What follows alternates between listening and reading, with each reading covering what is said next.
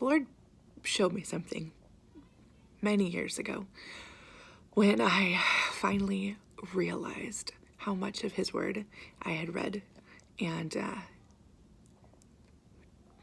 thought I believed it, but I clearly wasn't. And that day, November 3rd, 2009, I'll talk about it for the rest of my life.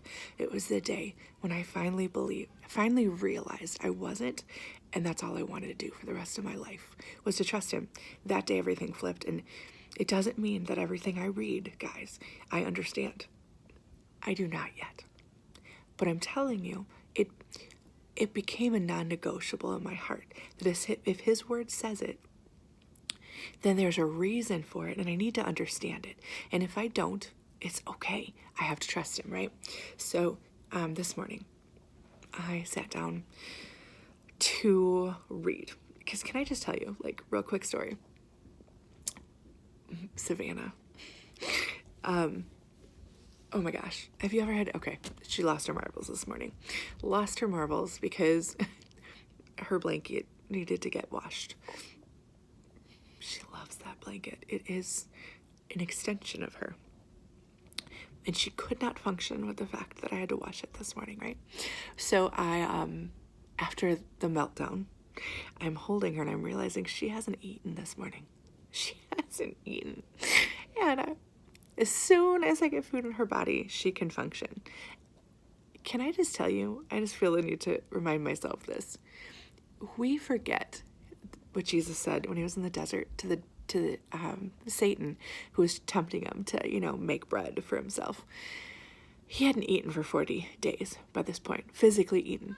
And He told him, man does not live by bread alone, but by every word that proceeds from the mouth of God. So Jesus knew what true bread was, right? He came down to be the true bread. I think it's John 6 that talks about that. But I'm telling you, there is a purpose for eating bread, His Word, every morning. Because you know what happens? We can't function when life hits. When these stressors of our life, like this blanket that she could not part with for me to wash, she could not keep herself together.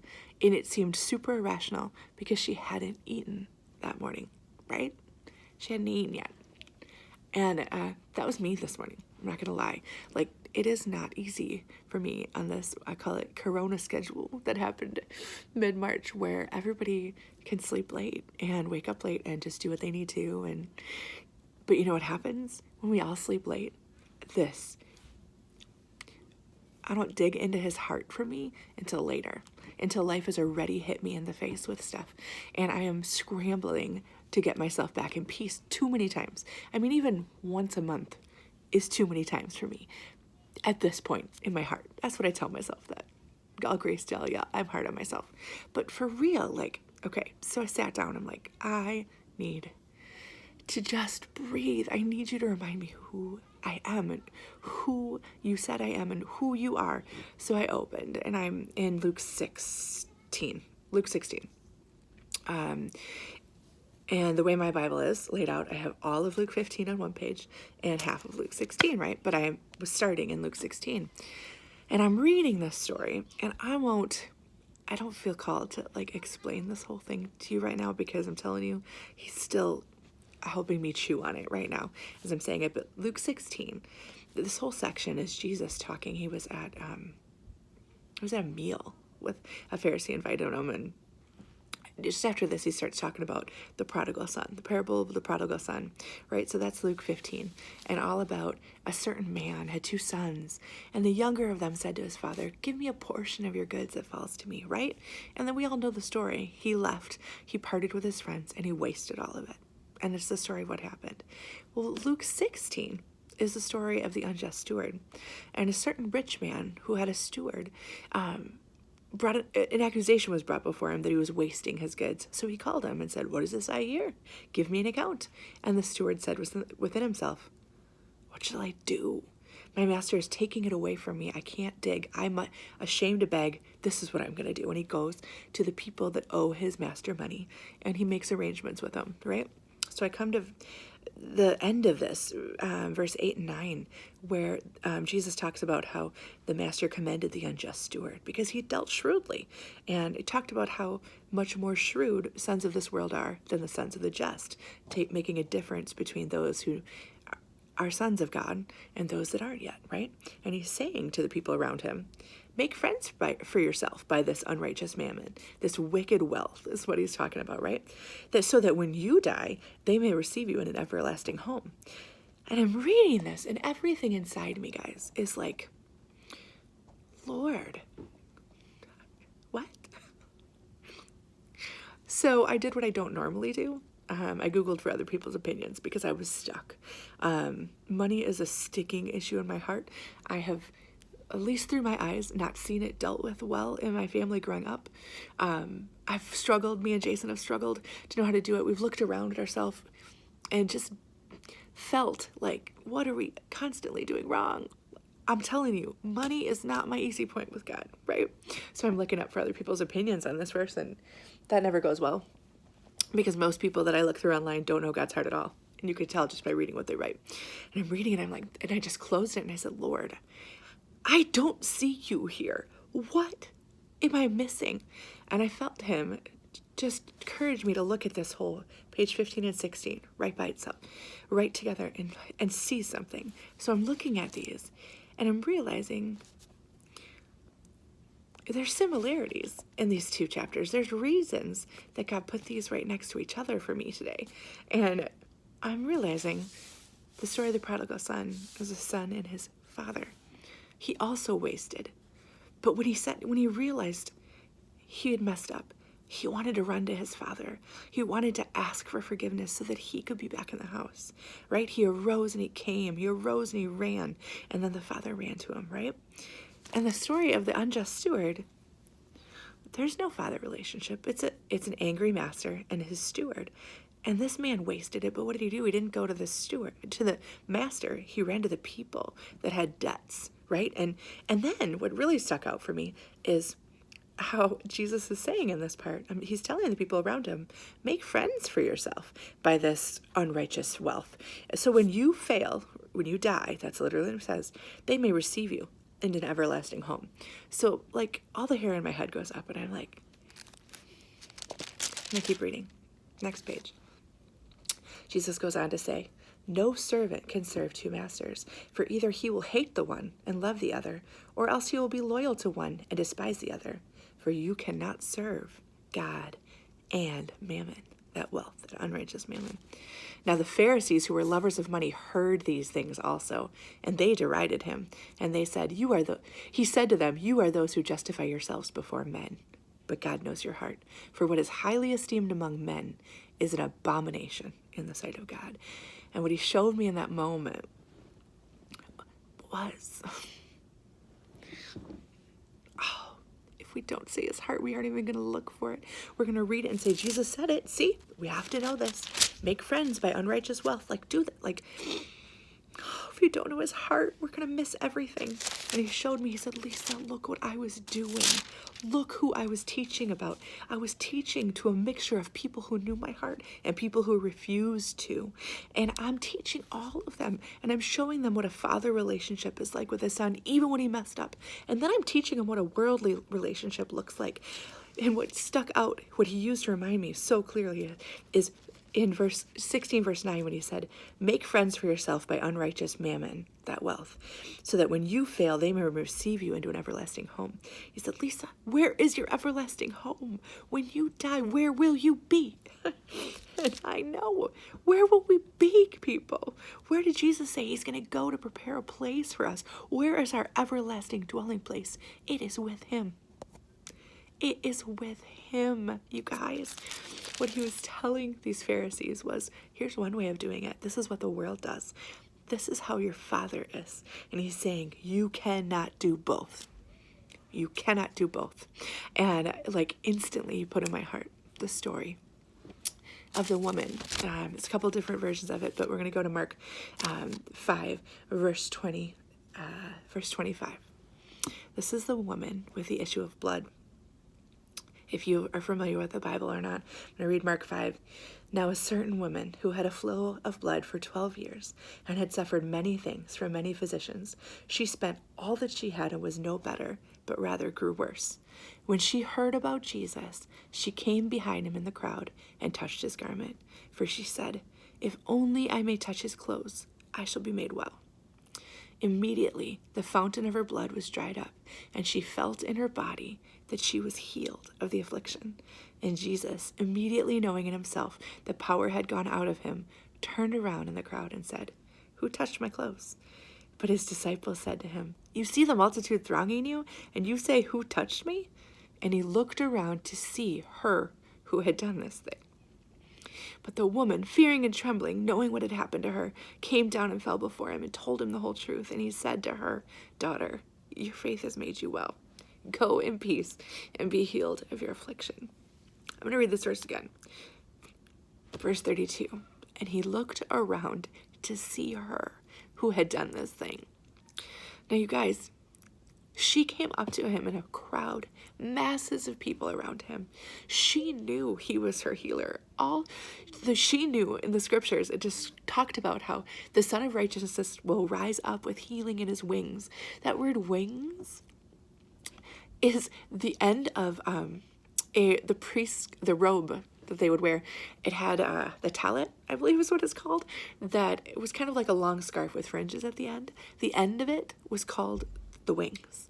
And she knew when this Redeemer comes, he's going to have healings in his wings. So apparently Jesus wasn't facing her, but when he knew it left her, he looked around to see her who had done these things. He wanted her to see him face to face. He needed her to know his heart, that she wasn't taking a healing that wasn't deserved. She needed to see his face and know how willing he was, because she didn't know it and she needed to know it. You guys, God gave the scriptures that we have in the Old Testament to Moses hundreds, now thousands of years ago. But one of the biggest reasons Jesus had to come in the flesh as a man was so that we could see God face to face. Because in words, when we are reading something, we miss his heart all the time. We miss it. And he could not stand for one more second that we could take his word and not know his heart. He looked around to see her who had done this thing. There's going to be words in here that you do not understand. Some of that will be many reasons, oftentimes because nobody we know has taught them to us. Nobody we know has pushed beyond what they were told. They just repeat it. It makes sense. It must be, right? But sometimes, the more we come to know his heart, the more questions we have. You guys, questions are good. God, how do we serve a God who is not okay to ask questions of? That is not our God. You know what questions are? Questions are a conversation. Questions are a relationship. Religion wants you to say, yes, that's all. Yep, no matter what it says, and I don't understand it, it is. God wants you to say, yes, it's all totally right. But if I don't understand it, I'm going to ask my dad, and I'm going to trust that he knows how to unveil his word to me, and I have to see it through his heart. And you know what? That takes seeing it face to face. Jesus came in the flesh. He said, I am the express image of my Father. I can do nothing outside of what my Father tells me, right? He says, I can do nothing except for what I see my Father doing. It behooves us to look at him, to ask him for his heart, to see what he is doing, to look beyond what we read into what his heart is trying to teach us, so that we don't take something that doesn't line up with his heart or anywhere else and preach messages to people that put them in bondage. It's really interesting.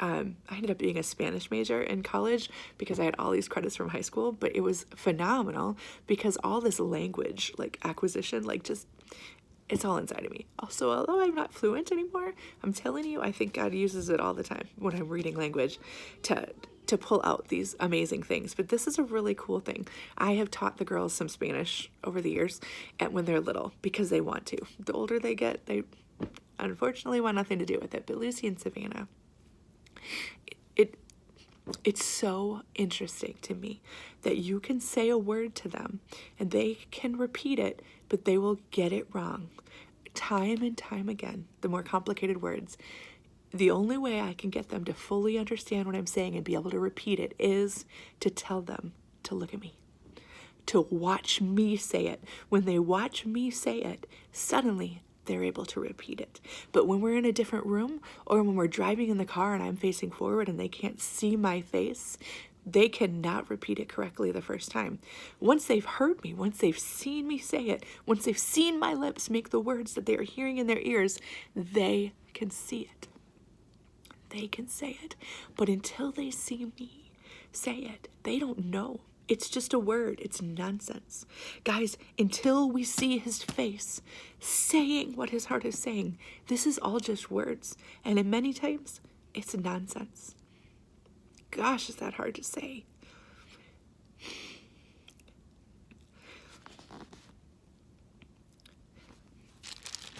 I want to go back to Luke 15. Luke 15, the parable of the lost son. We're going to end here. A certain man had 2 sons, and the younger of them said to his father, "Father, give me the portion of the goods that falls to me." So he divided them, his livelihood. Right then, his father didn't push it, right? Right then and there, his father gave it to him.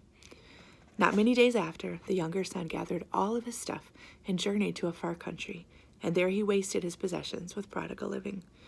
But when he had spent all, there arose a severe famine in the land, and he began to be in want. Then he went and he joined himself to a citizen of that country, and he sent him into his fields to feed the swine. And he would have gladly filled his stomach with the pods that the swine ate, and no one gave him anything. But when he came to himself, he said, "How many of my father's hired servants have bread enough and to spare, and here I am, perishing with hunger." He knew in his father's house there was bread enough and to spare.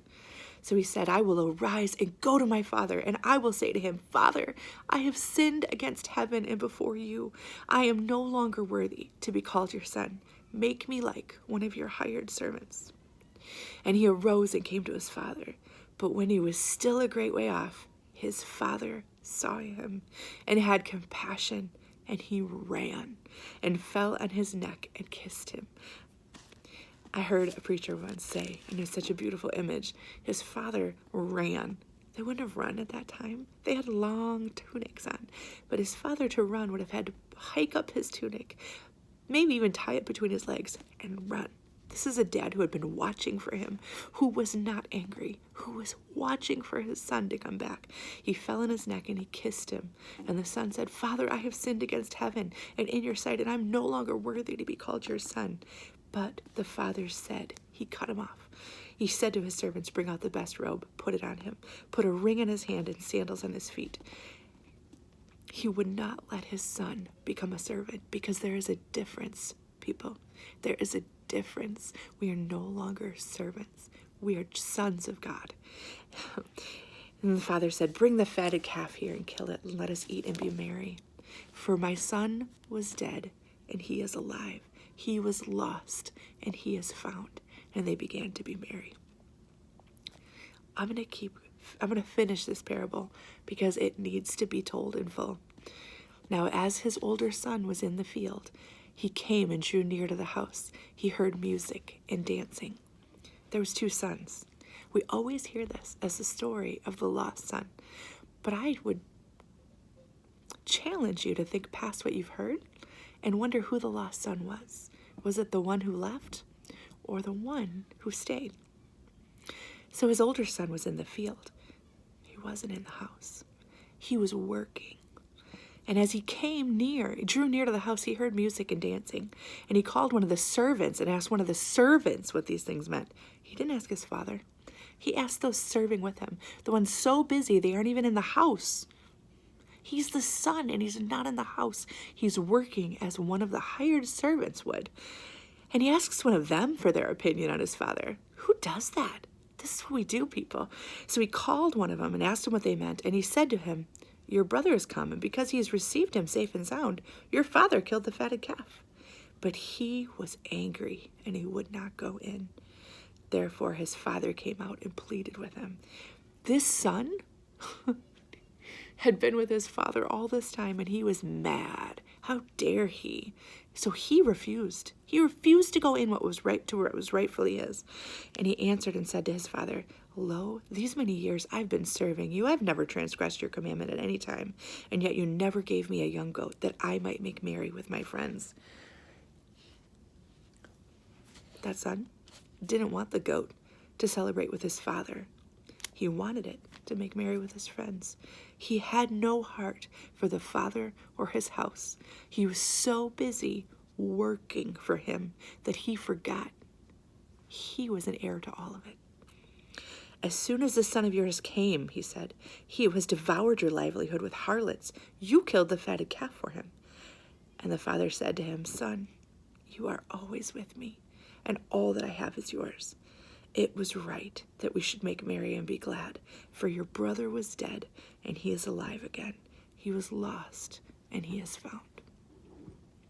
So the parable says it's about the lost son, or the prodigal son. I would challenge that and say the lost one really was the son who had been there all the time, who had forgotten that he had access to all the father had, that his heart needed to not be for his friends in his life, but for his father. And if it had been for his father, he would have walked in the fullness that was right there before him. Do not let anyone tell you what God's word has to say that doesn't know his heart. You don't need to be college educated in this word. You don't need to understand all the Greek and the Hebrew to understand his heart. You just need to ask him. You need to question him. You need to have conversations with your father who wants to answer you. He wants to.